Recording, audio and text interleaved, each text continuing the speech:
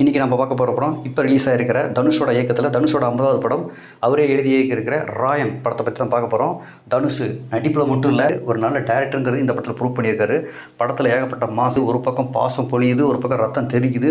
மொத்தத்தில் இது ஒரு பக்கா கமர்ஷியல் தேட்டர் மெட்டீரியலு. படத்தோட கதை என்னென்னு பார்த்தீங்கன்னா, தம்பி தங்கையை காப்பாற்றுறதுக்காக ஊர்லேருந்து ஒரு பெரிய பிரச்சனையிலேருந்து தப்பிச்சு ஓடி சென்னை வந்து ஃபாஸ்ட் ஃபுட் கடை வச்சு நடத்திட்டு இருக்கிற தனுஷுக்கு அங்கேயும் ஒரு கேங்காலையும் போலீஸாலையும் பல பிரச்சனைகள் வருது. அந்த பிரச்சனையிலேருந்து தம்பி தங்கையை காப்பாற்றினாரா, அங்கேருந்து எப்படி தப்பிச்சாரு, இந்த பிரச்சனைகள்லேருந்து எல்லாத்துலேயும் எப்படி வெளியே வந்தார், ஃபேமிலிக்கு என்னாச்சு, இப்போ ரவுடிகளையும் தப்பிச்சாரா, இவர் அடுத்தடுத்து எந்த பிரச்சனைகள்லேருந்து எப்படி வெளியே வந்தார் அப்படிங்கிறத ஒரு நல்ல டைரக்ஷனோட கூஸ்பம்போட ஏஆரோட அட்டகாசமான மியூசிக்கில் இந்த படத்தை நம்ம தனுஷ் கொடுத்துருக்காரு. படம் வேற லெவலில் தெரிக்க விடுது. ஆஃப்டர் லாங் டைம் பின் எடுத்திருக்காரு. அவருடைய மியூசிக் பக்காவாக இருக்குது. பக்கா தேட்டர் மெட்டீரியல் மிஸ் பண்ணிடுறாங்க. பிரகாஷ் சார் ரொம்ப நாளைக்கு அப்புறம் நல்ல பர்ஃபார்மன்ஸு. தனுஷோட பவர் பாண்டிக்கு அப்புறம் இந்த படம் ராயன் வல்லவராயன் ப்ரூவ் பண்ணிட்டார்.